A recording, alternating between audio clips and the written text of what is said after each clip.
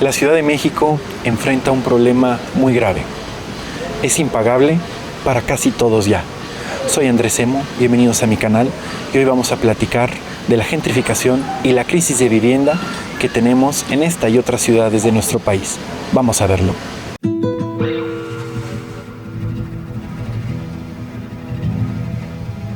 Like trees are coming down. Oh, goodness. Para entender la complejidad de este fenómeno, primero vamos a hablar un poco de la historia del término, que aunque es relativamente reciente, la gentrificación es bastante más compleja de lo que parece en un inicio, pues obedece a diversos factores. El tema de este video es particularmente complejo y trata varios elementos que a simple vista no parecieran dañinos. Pero primero, y como es costumbre en nuestro canal, hablemos un poco de la historia del fenómeno. En esta primera parte, vamos a platicar de los orígenes de la gentrificación y el grave problema de vivienda que tenemos en México. Y es que desde luego, siempre han existido viajeros internacionales que no solo vienen a México con intenciones turísticas, sino auténticamente a estar una temporada en el país, conocerlo más a fondo e incluso estudiar nuestra nación, como es el caso de Madame Calderón de la Barca o incluso el propio Alexander von Humboldt. Nada malo con eso, pues además aportaron mucho a México.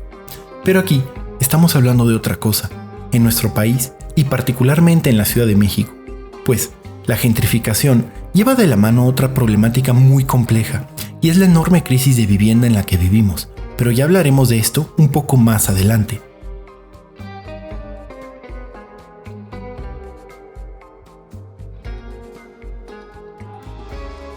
Primero lo elemental. La gentrificación es un proceso de transformación urbana caracterizado por el desplazamiento de una población residente de un barrio, generalmente de ingresos bajos o medios, debido al aumento del valor de la propiedad y de los costos de vida, a medida que nuevos residentes de mayores ingresos se mudan a la zona. Este fenómeno suele ir acompañado de transformaciones urbanas profundas en el entorno, al punto que la zona se vuelve irreconocible en pocos años e implica una transformación económica muy aguda. ¿Por qué está sucediendo esto?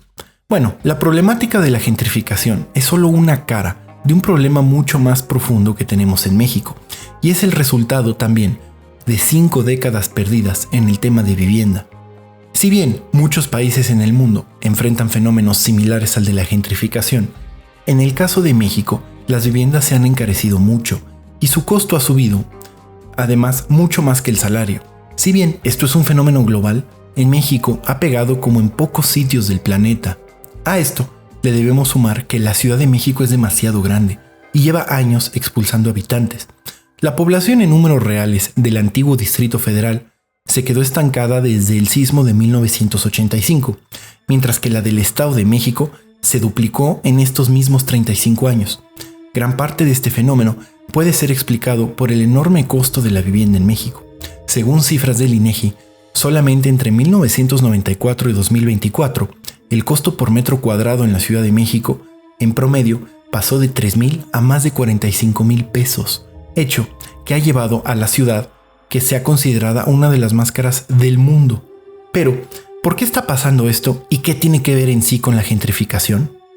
Lo primero que tenemos que entender es que la vivienda es un derecho humano fundamental, consagrado en el artículo 4 de nuestra Constitución, el cual a la letra dice que toda familia tiene derecho a disfrutar de vivienda digna y decorosa.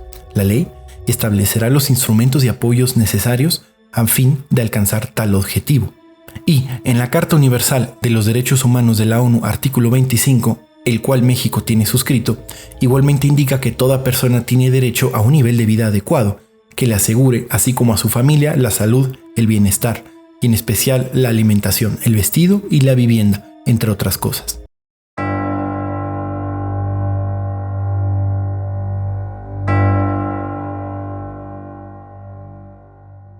La gentrificación es solo una de las caras, quizá la más visible, de un problema mucho más grave que tenemos en México, y es la falta de acceso a la vivienda, y la padecemos en todo nuestro país.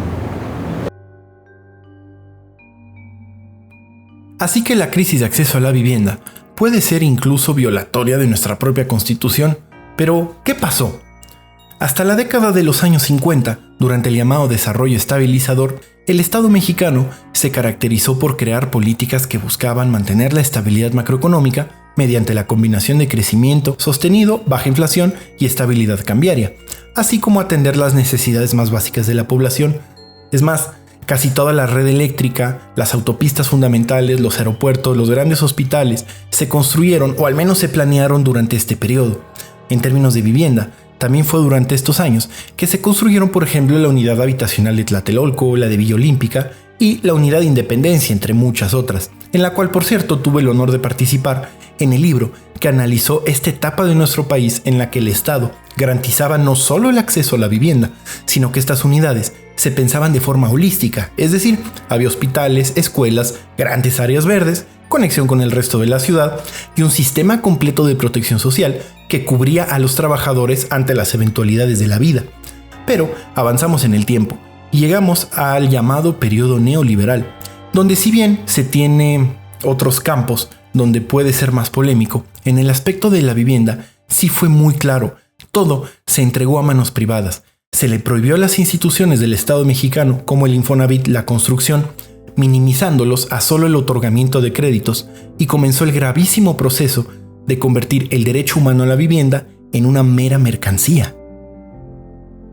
Este sistema se agravó a principios de los 2000, cuando la vivienda ya no solo era una mercancía, sino además se convirtió en un instrumento especulativo del mercado, volviéndola absolutamente inaccesible a más del 80% de la población mexicana.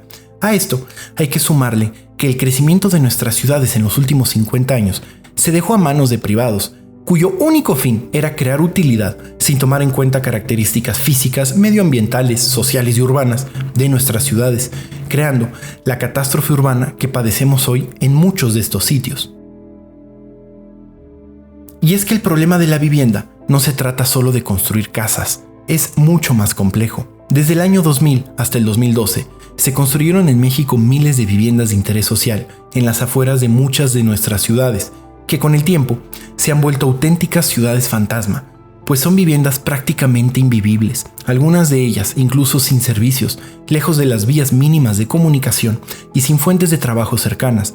Los únicos beneficiados de este sistema eran las constructoras, pues muchas de estas propiedades se financiaban con préstamos del Estado que la gente después ya no podía o quería pagar, pues además muchas de estas casas se construían sin los mínimos estándares de calidad.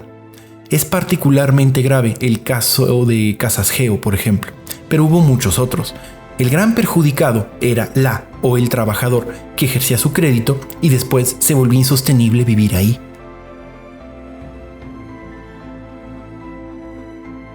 Esto generó en nuestras ciudades un fenómeno conocido como sprawl o expansión urbana, que es un crecimiento ultra acelerado de las manchas urbanas, pero sin los estudios de suelo ni la infraestructura necesaria para urbanizar dichos sitios, y es un fenómeno medioambientalmente muy dañino, pues se recorren grandes distancias para abastecerse de los servicios más mínimos a un muy alto costo.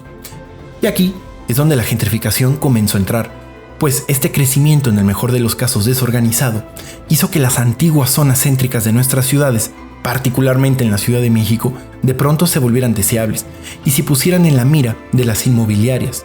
Así es como de pronto, de los años 90 para acá, colonias como La Roma, Condesa, Juárez, Santa María la Ribera, entraron en una situación de especulación urbana nunca antes vista y que comenzó a desplazar a los ocupantes originales casi de inmediato. En estas zonas de la Ciudad de México es muy evidente un fenómeno que se aceleró mucho durante la pandemia. Y es que durante esta época anómala, muchos trabajadores en diversos sitios del mundo, de compañías, de pronto se volvieron remotos y de un momento a otro eran libres de ejercer su profesión donde ellos quisieran. Y hubo un éxodo hacia el llamado sur global, lo que incluye a México. Es decir, comenzamos a recibir a cientos o quizá miles de empleados de muchas compañías del mundo, pero con una disparidad salarial brutal. Solo para que nos demos una idea, por ejemplo, un ingeniero en una compañía estadounidense o canadiense gana más o menos entre 4 y 10 mil dólares mensuales, mientras los salarios en México son infinitamente más bajos.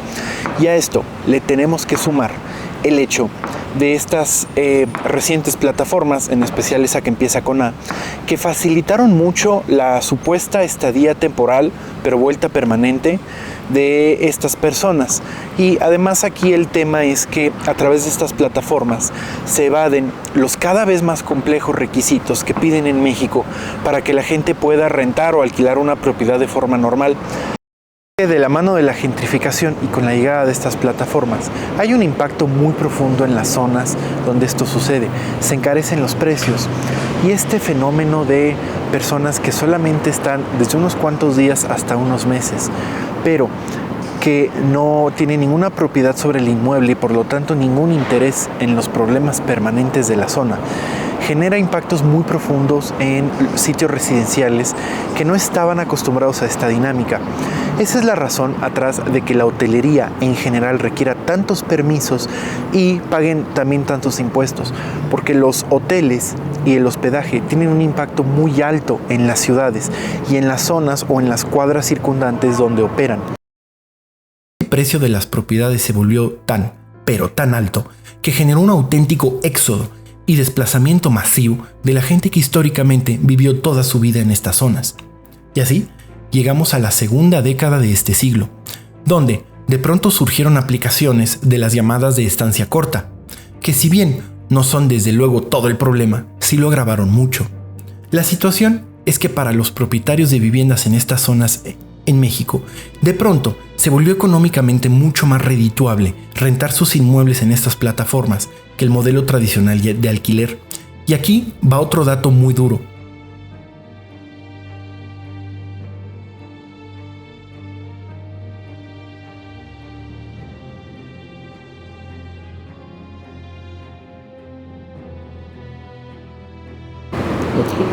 En la Ciudad de México hay colonias donde es muy perceptible este fenómeno, por ejemplo la Condesa o la colonia Roma, pero hay una donde se ha dado de forma particularmente violenta y es la colonia Juárez. Ahí hay calles donde prácticamente todos los edificios están insertos en estos sistemas o aplicaciones de estancia corta o supuesta estancia corta, pero ha conllevado en muchos de los casos desalojos forzosos. Que el tema con estos desalojos forzosos es que muchas veces no los precede un juicio y además algunas ocasiones se hacen en la noche, lo cual los hace tremendamente violentos. En la colonia Juárez han sucedido varios de estos fenómenos. Para un propietario en una zona céntrica, tener su inmueble en estas plataformas puede hacer crecer hasta en 5 veces sus ganancias versus una renta tradicional. El problema no es solo económico. Históricamente, la hotelería y el turismo masivo se han considerado actividades de alto impacto para las ciudades. Tienen efectos sociales muy profundos en las calles circundantes. Por eso es que los permisos eran difíciles de conseguir y en general es una actividad económica que pagaba o paga muchos impuestos para paliar un poco su fuerte impacto. Pero con estas plataformas que traen el concepto del turista permanente a sitios donde los precios eran mucho más sensatos para los habitantes y los servicios mucho más locales, este entorno delicado de pronto se ve expuesto al mercado internacional de turistas y trabajadores remotos que usualmente tienen pocos reparos en pagar más por los servicios. Otro elemento que tenemos que considerar es que con el fenómeno de Internet, y pasa sobre todo en las ciudades más grandes como en la Ciudad de México, Guadalajara y sobre todo en Mérida, Yucatán, es que la vivienda está sujeta a un mercado global de adquisición. Es decir, una persona en México, pero también en Nueva York, en las Bahamas o en Europa o en Asia, puede adquirir 1, 2 departamentos o edificios enteros, realmente con solo hacer clic. Esto coloca a la vivienda en un mercado global de vivienda y por lo tanto un mercado global de precios y hace que todo este sistema esté sujeto a mucha más demanda que la que normalmente tendría. Si bien este es un fenómeno mundial, en México se ha acrecentado mucho. Ese es en esencia el problema de la gentrificación. Pero analicemos por un segundo el tema de la vivienda. Y es que aquí llegamos a uno de los momentos más extraños de nuestra historia reciente y que apenas comenzamos a comprender en términos sociales. Es la pandemia de COVID de 2019. Para el caso de México, significó recibir al éxodo masivo de empleados de oficinas de muchos sitios del mundo, pero sobre todo de los Estados Unidos, quienes de pronto fueron enviados a trabajar a casa de forma remota permanente y ya no tenían sentido para ellos pagar rentas tan altas en sus ciudades y comenzaron a emigrar a distintos lugares del mundo. Este fenómeno es conocido como trabajo remoto en el sur global. Pues sí, ahora nos llaman sur global porque llamarnos tercer mundo dejó de tener sentido en cuanto México se volvió un lugar deseable. Y aquí es donde la problemática de los precios de la vivienda en zonas céntricas se pone más grave, pues obedeciendo los principios de oferta y demanda, existen casas y departamentos tan caros en la Ciudad de México porque ya no solo existe quien los pague, sino están insertos en un mercado global de vivienda y disponibles para un continuo flujo de clientes que provienen de todas partes del mundo, generalmente de países muy ricos. Antes de continuar, quisiera mencionar otro elemento que encareció la vivienda mucho en México, y es que los grandes bancos transnacionales como Credit Suisse y UBS ven a la vivienda en este país como un mero activo financiero, lo que la vuelve absolutamente incosteable, pues está inmersa y sujeta a los precios internacionales, como todo activo inserto en este sistema.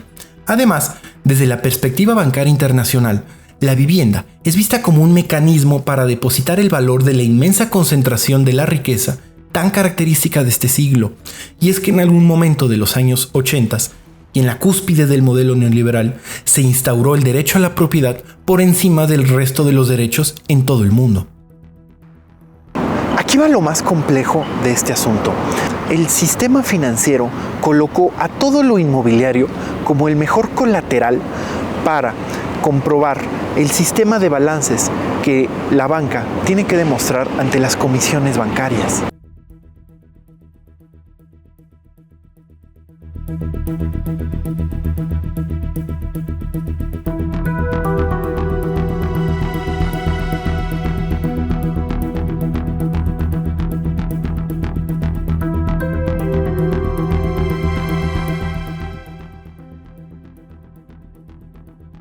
Se ha descubierto, y parafraseando a Carla Escoffier en su brillante libro País sin Techo, que en México esto ya es una situación estructural, pues las últimas 5 décadas en este país, más que una política de vivienda, hemos tenido una política inmobiliaria.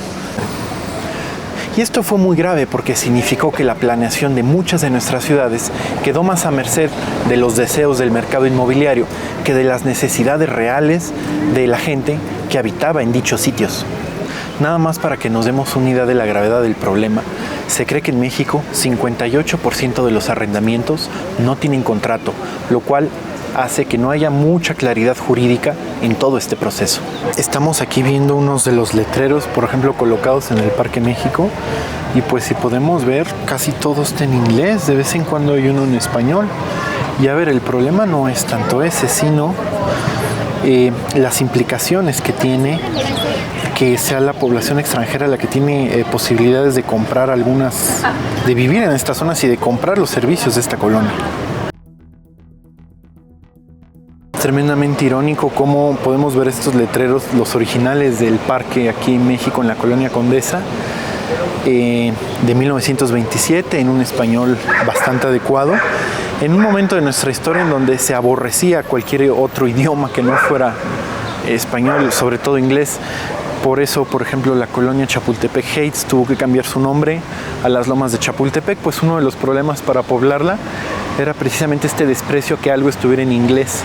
Hoy es absolutamente lo contrario.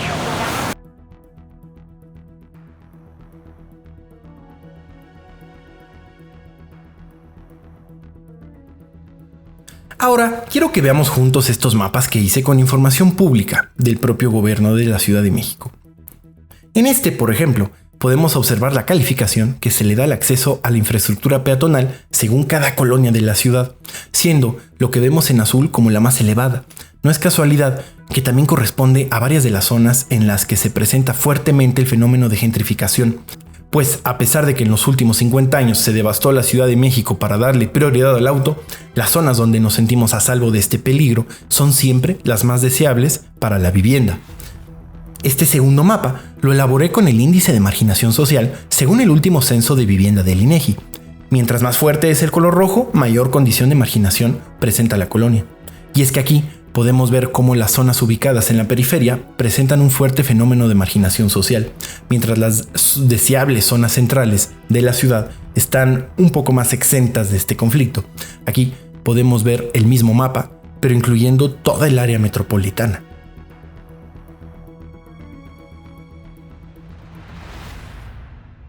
Se habla poco de esto, pero muchas personas que trabajan en la Ciudad de México y en particular en el corredor del Paseo de la Reforma, a veces hacen hasta 2 o 3 horas en el transporte desde sus casas. Muchas veces, estos transportes se encuentran en condiciones lejos de ser idóneas. Es una suerte de discriminación espacial muy profunda. El caso de la alcaldía Cuauhtémoc es muy notorio, pues aunque oficialmente tiene 545,000 habitantes, tiene una población flotante, es decir, que trabaja o estudia aquí, pero se va todos los días, de más de 2 millones de personas. Es un dicho común en esta alcaldía decir que de los 100 que comen, menos de 10 se quedan a cenar. Otro mapa muy interesante que elaboré durante mi investigación es el del transporte público.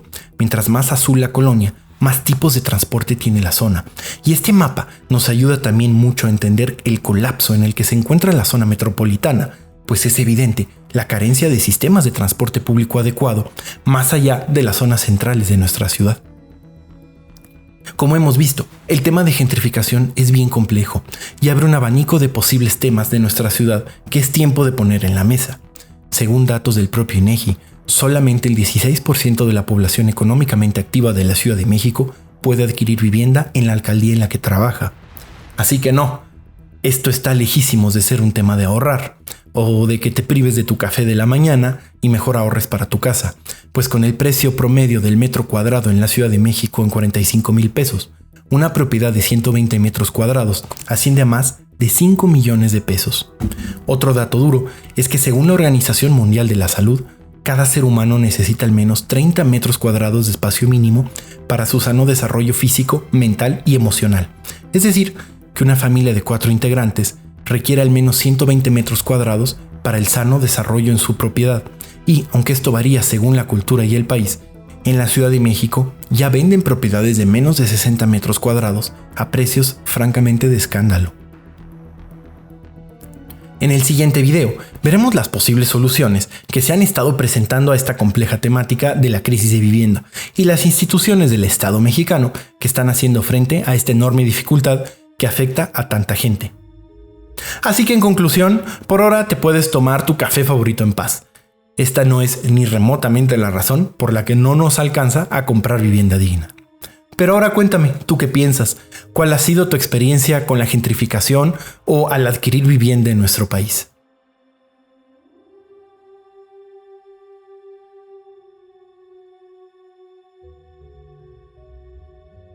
Todos hemos escuchado cómo nuestra cafetería favorita, en el momento en el que se gentrifica o empieza a tener cold brew en vez de café frío, simplemente significa que nos tenemos que ir porque ya se volvió impagable. Esto quiere decir que hay una diferencia irremediable en cuanto llega a nuestros espacios, el fenómeno de la gentrificación, que cada vez se come más y más zonas de la Ciudad de México. O sea, es decir, se está expandiendo, a mi parecer, bastante rápido. Y varias ciudades del mundo enfrentan este fenómeno. La Ciudad de México no es la única, lo enfrenta Nueva York, lo enfrenta Tokio, lo enfrenta Madrid. Pero en todas las otras ciudades que acabo de mencionar, primero los salarios son fundamentalmente más altos. Y en segundo, por ejemplo en el caso de Tokio, entró una regulación muy fuerte para controlar por lo menos la renta de este tipo de espacios. Y también en España hay varios de estos movimientos. Desde luego no estoy en contra de la presencia de extranjeros en nuestro país. El fenómeno conocido como gentrificación ha hecho más daño que en otros lugares del mundo. Y sí creo firmemente que en México se debe de regular mucho más la presencia y sobre todo las enormes ganancias que tienen muchos extranjeros en nuestro país y que se pueden permitir una vida a costa del detrimento de muchísimos mexicanos. Como siempre, muchísimas gracias por haber visto hasta aquí el video. Soy Andrés Semo, me encuentran en Instagram como @semodron. Quiero comentarles que siempre hago el mayor esfuerzo por leer todos sus comentarios. He aprendido mucho de ellos, muchas gracias. De verdad para mí es muy importante los mensajes que ustedes me envían. Siempre hago un esfuerzo muy grande por tratar de leerlos todos. Muchísimas gracias. Hasta la próxima. Para mi investigación fue de mucha ayuda el libro País sin Techo de Karl Escoffier. También The Death and Life of Great American Cities de Jane Jacobs, The City in History de Lewis Mumford y Rebel Cities From the Right to the City to the Urban Revolution de David Harvey, así como las bases de datos abiertas al público del Gobierno de la Ciudad de México, INEGI, Infonavit y Coneval.